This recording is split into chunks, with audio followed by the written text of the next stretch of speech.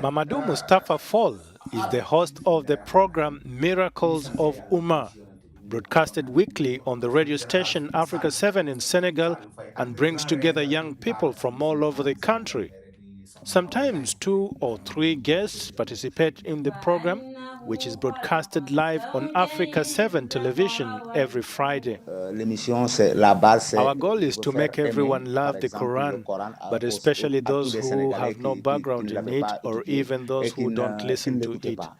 For this reason, we attach great importance to elocution and choose Muslims who have learned the Quran by heart with beautiful voices. Sometimes I can't help but cry.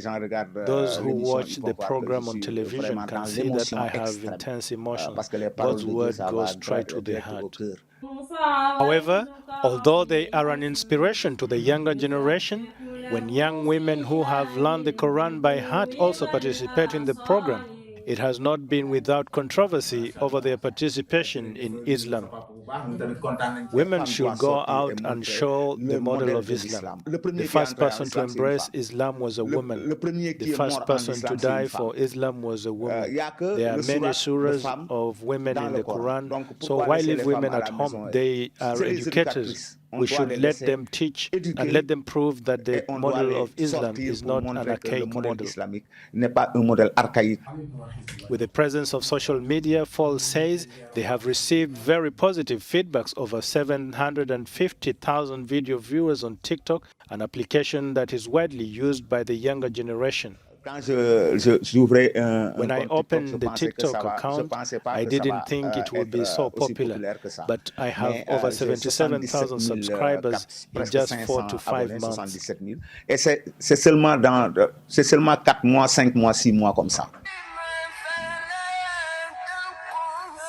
The program that was born about 2 years ago is now one of the most listened to productions in Senegal. After visiting Mali, Germany's top diplomat Annalena Baerbock was in Niger as part of her tour to strengthen her country's relations with leaders in the Sahel region. In the capital Niamey, Baerbock met with President Mohamed Bazoum, and they mainly discussed about terrorist attacks in the country and climate change, particularly precious in the eyes of the Green Party politician. As German Foreign Minister, I'm very pleased that in addition to the major issue of climate protection, where we as Germany want to provide strong support in the next few years and also want to support security, that education is such a major topic for the President. We will also provide support because education is the most important thing for young people. And that also unites our two countries. Baerbock also met her counterpart Assoumi Massaoudou. Her visit comes in a delicate context for Europeans in the Sahel region. France decided to depart its troops from neighbouring Mali in February amid tensions with the arrival of Russian private military companies. And this week the EU bloc said it would reduce its training missions there. After almost a year in a Seychelles prison, French street artist Thomas Debotis will now return home as a free man.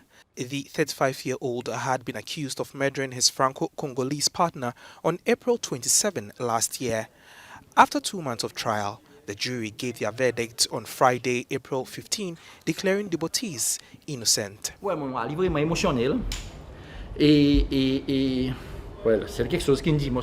he was very emotional, and the only thing he said to me was thank you. And I would like to say that what happened today was teamwork between myself, Mr. Kiran Shah's chambers, and obviously his French lawyers.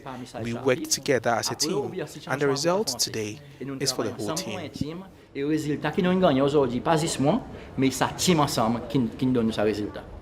Debotis and his lawyers explained that the young woman was very disturbed on the evening of the incident and appeared to have committed suicide by hanging herself with a scarf from the towel rail in her bathroom.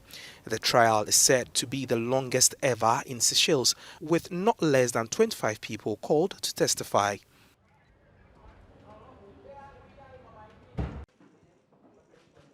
Tanzania's President Samia Suluhu Hassan was on a mission to revive the tourism sector in her country and strengthen bilateral ties with the U.S. on Friday. Before the bilateral meeting, U.S. Vice President Kamala Harris outlined the areas of discussion.